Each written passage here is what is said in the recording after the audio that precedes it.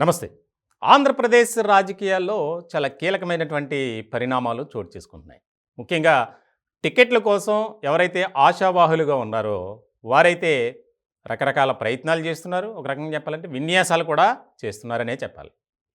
వైఎస్ఆర్‌సీపీలో అదే రకమైనటువంటి పరిస్థితి కనిపిస్తుంది. తెలుగుదేశం పార్టీలో కూడా అలాగే ఉంది. ఇంకా జనసేన అన్ని పార్టీల్లో అదే రకమైనటువంటి వాతావరణం ఉంది. ముఖ్యంగా తెలుగుదేశం పార్టీలో తాజాగా ఒక నాయకుడు చేసినటువంటి పని అందరిలో ఒక రకమైనటువంటి చర్చకు దారితీసింది. తెలుగుదేశం పార్టీ విజయవాడలో కీలకమైనటువంటి నాయకులుగా ఉన్నారు. అలాగే రాష్ట్ర రాజకీయాల్లో కూడా ఆయన పేరు బాగా వినిపిస్తుంది. బుద్దా వెంకన్న. ఆయన తాజాగా నారా చంద్రబాబు నాయుడు ఆయన ఫ్లెక్సీకి రక్తంతో ఒక ఇది చేయటం అభిషేకం కింద, అలాగే గోడ మీద ఆయన పేరు రాయటం, జై సిబిఎన్, జై చంద్రబాబు, జై టీడీపీ అని చాలా ఆసక్తికరమైనటువంటి చర్చగా మారింది. ముఖ్యంగా జనసేన నుంచి కూడా విపరీతమైనటువంటి పోటీ ఉంది ఆ స్థానానికి సంబంధించి. ఇటువంటి క్రమంలో విజయవాడ వెస్ట్ జనసేనకే కేటాయిస్తారు అనే వార్తలు కూడా బాగా వినిపిస్తున్నటువంటి తరుణంలో ఈ రకమైనటువంటి ఆయన పని చేయటం అనేది రాజకీయ వర్గాల్లో ఒక డిఫరెంట్ డిస్కషన్కి దారితీసింది. ఇటీవల కాలంలో బుద్దా వెంకన్న ఆయన వ్యవహరిస్తున్నటువంటి తీరు కానీ, ఆయన మాట్లాడుతున్నటువంటి పద్ధతి కానీ, ఆయన వెళ్ళే విధానం కానీ చాలా ఒక రకమైనటువంటి వైబ్రేషన్స్ కలిగిస్తున్నాయి.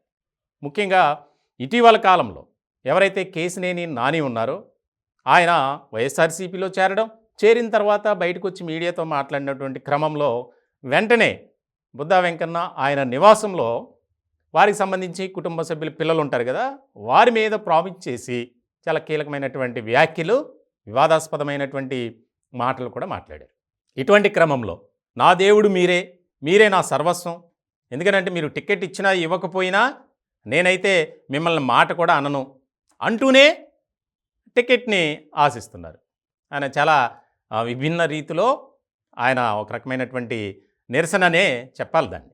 మీరు టికెట్ ఇవ్వకపోతే ప్రేమ పోరాటం చేస్తాం మీ మీద అని గతంలో మాట్లాడారు. ఇప్పుడు తాజాగా ఆయన బ్లడ్తో రాయటం, అలాగే ఆ ఫ్లెక్సీకి చేయటం అనేది చాలా కీలకంగా మారింది. ముఖ్యంగా ఒక రకమైనటువంటి చర్చ జరుగుతుంది.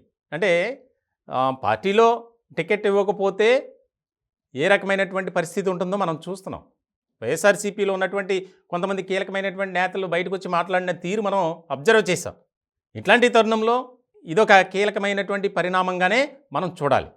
ఎందుకనంటే ఇప్పటికే తెలుగుదేశం పార్టీ జనసేన పొత్తు పెట్టుకుంది. ఎవరెవరు ఎక్కడ పోటీ చేయాలి, అసలు జనసేనకు టీడీపీ కేటాయించే స్థానాలు ఎన్ని అనే దాని మీద ఒక క్లారిటీ లేదు. చాలా విపరీతమైనటువంటి పోటీ ఉంది కొన్ని నియోజకవర్గాల్లో. ఇలాంటి క్రమంలో ఎలా అయినా సరే నాకు టికెట్ ఇస్తారు, నాకు టికెట్ వస్తుంది, ఇక్కడ నేను గెలిచి తీరుతా అని చెప్పి కొన్ని వ్యాఖ్యలు చేయటం, అలాగే అక్కడ ఉన్నటువంటి క్యాడర్లో కూడా రానున్న కాలంలో మా ఎమ్మెల్యే బుద్దా వెంకన్న అని ప్రచారం, ర్యాలీలు కానీ రకరకాల కార్యక్రమాల ద్వారా ముఖ్యంగా హైకమాండ్ దృష్టిలో పడటం కోసం, ప్రధానంగా టీడీపీ అధినేత నారా చంద్రబాబు నాయుడు గారి దృష్టిలో పడటం కోసం ఇవన్నీ చేస్తున్నారు. ఇంత అవసరమా? అంత అభిమానం ఉంటే పార్టీ కోసం పనిచేయచ్చుగా. పార్టీ అధికారంలోకి రావాలని కోరుకున్నప్పుడు ఆ టికెట్ ఎవరికి కేటాయిస్తే ఏంటి అనే దాని మీద కూడా ఎక్కువగా వినిపిస్తుంది. మొత్తానికి బుద్దా వెంకన్న తాజాగా చేసినటువంటి ఏదైతే ఈ పనుందో దానికి సంబంధించి రాజకీయ వర్గాల్లోనే కాదు, తెలుగుదేశం పార్టీ అలాగే జనసేనలో కూడా ఒక ఆసక్తికరమైనటువంటి చర్చ జరుగుతోంది.